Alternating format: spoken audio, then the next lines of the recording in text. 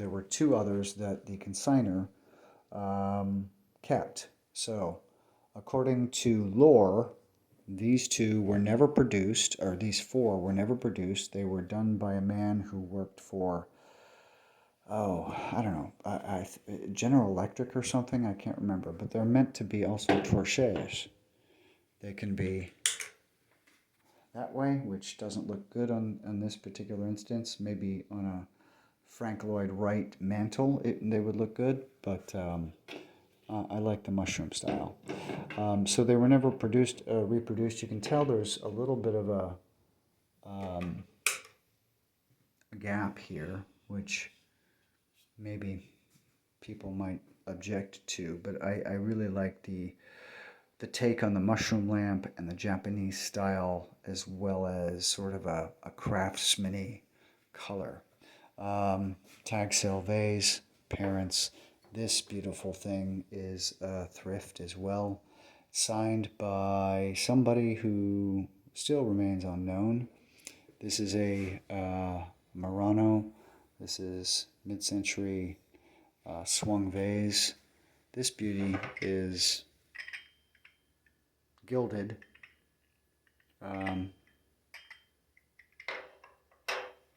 Demi-tasse and similar vase. So just had to go over that. I love that table. I love everything on it as well.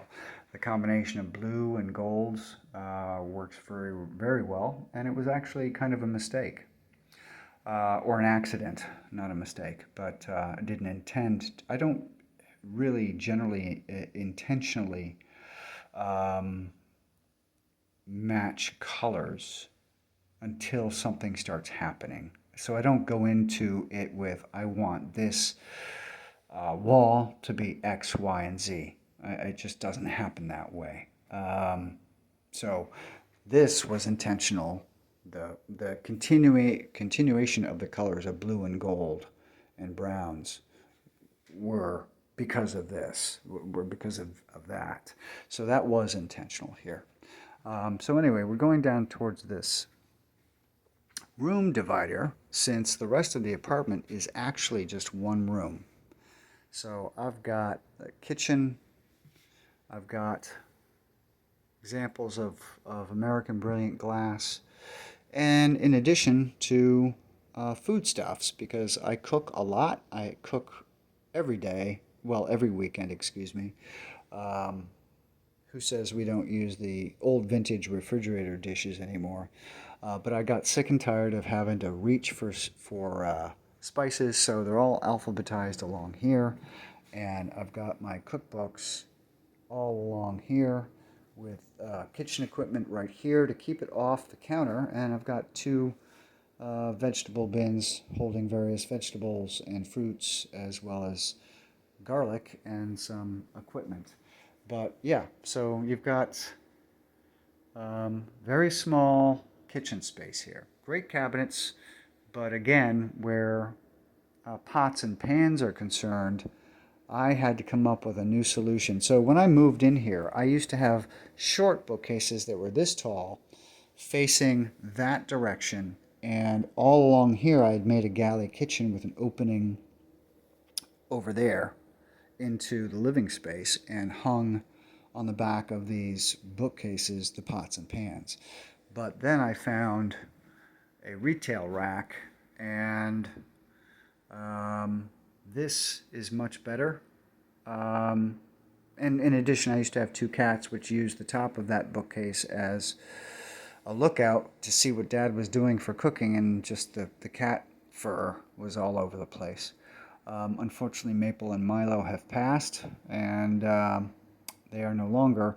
And when Milo passed away, these bookshelves were in the front hallway, and I could not put them this way open, because I was afraid Milo would attempt to jump up there, and then everything would come crashing down. So yeah, I've got some black bean soup made yesterday. Pretty well organized, clean, small workspace, it can be a pain in the rear end sometimes with the lack of space if you're doing a couple of things at once. Um, like yesterday with the stew, also making jalapeno and cornbread muffins. And then we've got the kitchen equipment that I do use. I used that yesterday. I'll be darned, and it works pretty well. The vintage electric wok, love that thing for frying, and for, you know, stir fry, because you can control the temperature. The meat slicer, that thing is beautiful, a little dangerous, but I like roast beef, and I like to, of course, make roast beef sandwiches afterwards. So that thing is a godsend where slicing roast beef thinly enough is concerned. Because I use the, what, bottom round, top round, either one, whatever's cheaper, which isn't happening lately. I've gone and looked at the prices of roast beef. 4 pound last week, bottom round, $50. Yesterday it was 35. Thank you, the price has gone down.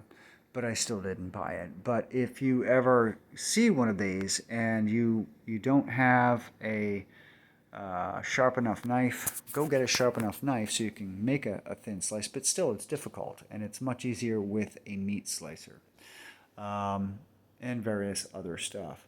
So so we've got the kitchen, we've got the quote-unquote dining room artwork here. This is Harris Strong tile art found in the trash in Mount Vernon, New York.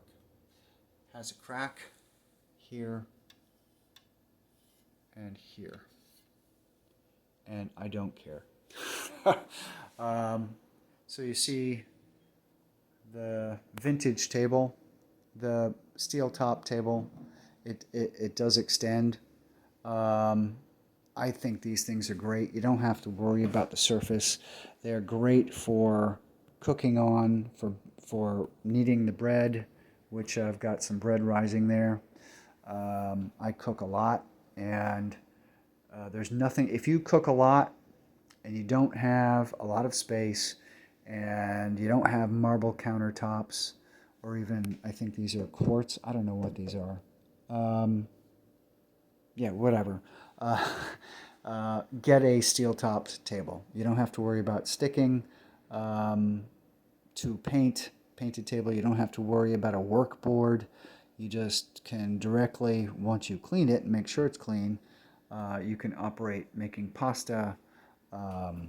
You do remember, though, you see these tables with the markings on the side, the rubbings, where the enamel has been worn off. Well, damn it, for 10 years, I never forgot to put a towel underneath the meat grinder clamp, and under here, one day, Tom forgot to put a towel underneath the clamp, and I screwed up the enamel right here. So when you see these tables, and they've got these inexplicable damage to the edge, that's when the light bulb went off. They had the meat grinder or whatever other kitchen tool they were using, and clamped them to the edge to fasten them and to stabilize them, and it crushed the enamel. So if you get one of these, keep that in mind. That's why you see all those things with the ruined edges, is because of kitchen tools being clamped to the edge of the enamel top table.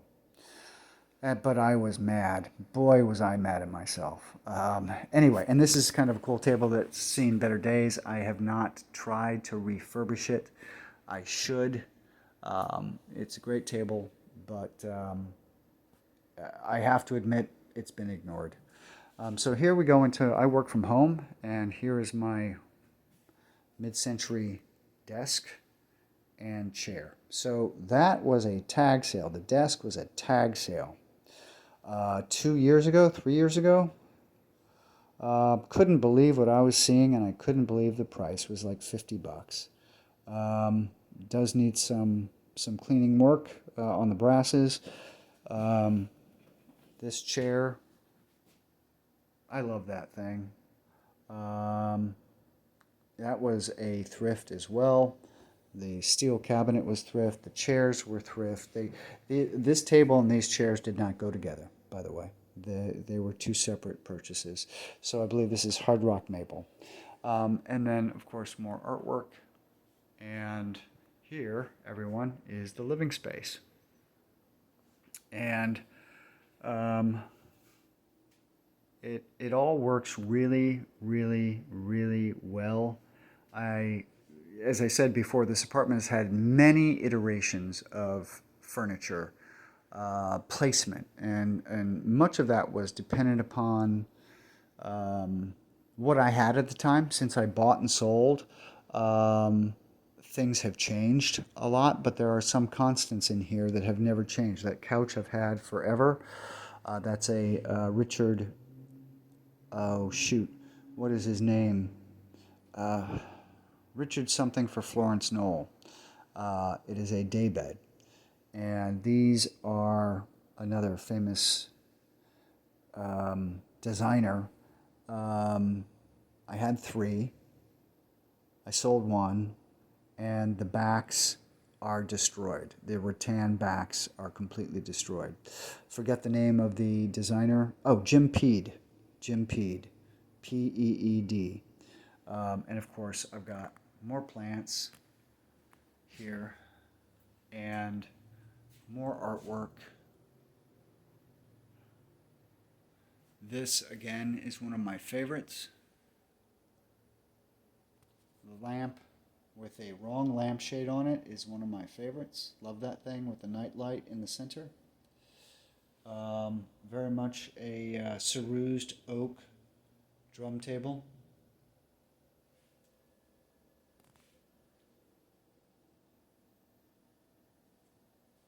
Third favorite is that owl.